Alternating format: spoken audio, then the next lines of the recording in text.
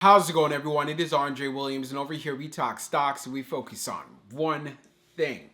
Always protect your profits. And today we're going to be talking about Mullen Automotive. It ended up having a pullback inside of the market, closing right at $3. We talked about how this was a key area of support. So many want to know, where do you see the price action looking like going into tomorrow? So we'll talk about it further in this video. I won't waste any more time. Let's jump into the agenda. If you're new to this channel, I just want to let you know we have timestamps down below inside the description. But if you're a shareholder, you're thinking about taking a position, I highly suggest you watch this full entire video. So the first thing we're going to go over is the technical analysis. We're going to be taking a look at the overall price action. We want to know support. We want to know resistance. We want to know what it looks like in the bearish case scenario and as well as in the bullish case scenario. And then we're going to be going on Fintel, taking a look at the short interest information. The reason why this is important because it does have an impact on the way the stock performs.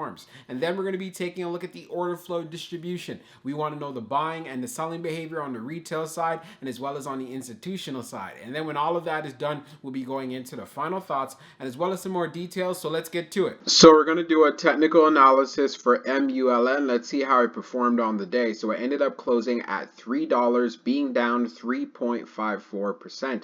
On the low, it tested $2.93, and then on the high, testing $3.28. When we take a look at the volume stats on the day, you can see we traded at 123.083 million shares, and the average volume over 10 trading days is at 322.859 million shares. So we had below average volume on the day. We also did notice this yesterday, and it's part of the reasons why we've seen a slight pullback in the stock. Now, when we take a look at our chart, which is a daily chart, you can see from the RSI down below, it is at 64.18. Keep in mind, we were above 70 not too long ago. And then when we take a look at our moving averages here on the chart, we are below the 200-day, the 100-day, but we are above the 21-day EMA and as well as the 50-day. So taking a look at the price action on the day, since we did see a high of 328 going into tomorrow, you want to see us break above 328 and make a potential move going to at least $3.63.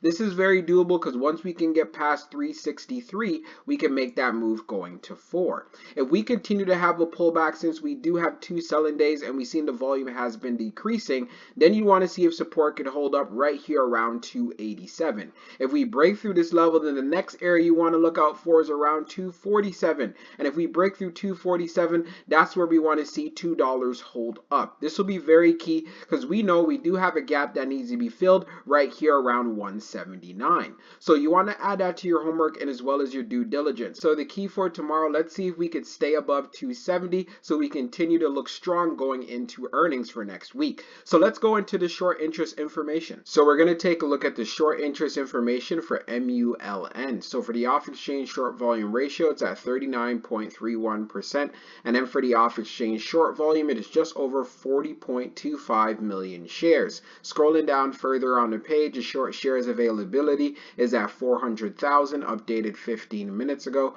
and then for the short borrow fee rate, it was at 20.80%. When we take a look at the history of the short volume, we can see for the close of the 22nd, it was at 42.89, and then for the close of the 23rd, being at 39.31. So one thing that is clear, Mullen does continue to have short squeeze potential. Now let's move on to the order flow distribution. Now let's take a look at the order flow distribution for MULN. So we see on the inflow, it's at 68.93 million, and then on the outflow, it's at 77.74 million. So we had an outflow day. Taking a look at the breakdown on the large, it was 18.50. On the medium, it was 41.58. And then on the small, it was 8.85.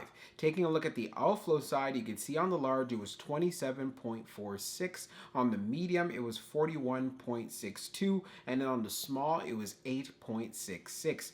Taking a look at the large scale orders in the last 5 days, you can see for today, March 24th, it being a big time outflow of negative 8.96 million. Analyzing the numbers even further for the small scale orders that tends to represent the retail side, we had more buying than we had selling. And then when we take a look at what happened on the medium, it was almost fairly close, but we had more selling than we had buying. And then when we take a look at the large, which represents whales, institutions, and funds, we had more selling than we had buying. And then when we take a look at the turnover ratio, it was at 356.29%. This is no surprises whatsoever. We know Mullen is very liquid. There's a lot of traders going in and out of this play, and it does see a lot of volume. But do remember, this is a lot lower than when we saw it when it was 1,000 plus. So anyone who wants to jump into this play, be aware of the levels that I talked about inside of the technicals, and we'll talk about it further in the final thoughts. So let's get into it right now. So for my final thoughts from Mullen Automotive, in regards to the price action, we ended up seeing a low of $2.93. So we have a pullback going into tomorrow. I would love to see support hold up around $2.82 or $2.88. And the reason being is these are levels we've talked about previously in the past. So we want to see some strength there. If we end up breaking through them, then I want to see us hold up at least support at $2.70. Breaking through those levels, then we want to see it being able to stay above $2.45. But I see as far as for tomorrow, if we have some buying pressure coming into the stock, we should not be getting down to these levels. But of course, I can be wrong about that. As far as for a bullish move to the upside, we ended up seeing a high of $3.28. So most preferably, you want to see a move up going to at least around 360. And above 360, this is where we have the opportunity to go to $4. So in the particular range that it's in, it is a possible entry that will be coming up for Friday. We do know they have earnings on March the 30th. So we could have a run up prior to then. So this is why I say keep a very close eye on this play if you're thinking about an entry. I can't give you guys financial advice, but remember what I was saying in my previous videos, that there's no reason why you should be buying this stock in the high threes or even when it got into the fours. And here we are right now. Again, do your homework and find out if this play is right for you. Also, when we went on Fintel, taking a look at the short interest information, it does continue to have short squeeze potential. So this is why we need some more buying volume coming into this stock. We've been seeing for the past couple of days, there's been a lot of profit taking and there's a good amount of selling pressure.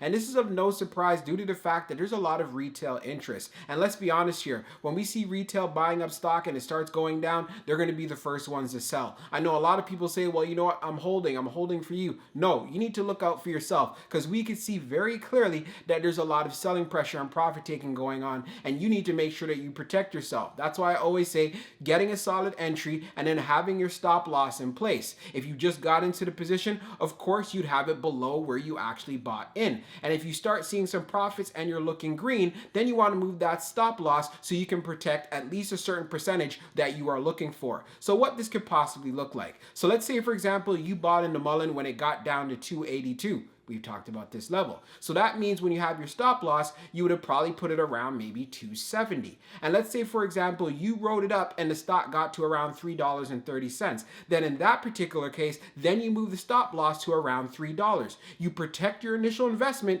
and you still got some money in your pocket. But of course, I know many of you want to buy and hold as well, as far as for my investors out there. So it would be wise and make sure that you're adding when the stock is dipping. There's no point buying when the stock is running up. I just want to make sure I clear that up, because I get a lot of questions about, Dre, how does the stop loss work? At what price should I be buying in? Of course, I can't give you guys financial advice. I know I sound like a broken record, but I have to be clear about that. So let's see how the stock performs going into tomorrow. But like I said, let's see if we can get a breakout above 328. Hope you enjoyed this video, and we'll be talking real soon.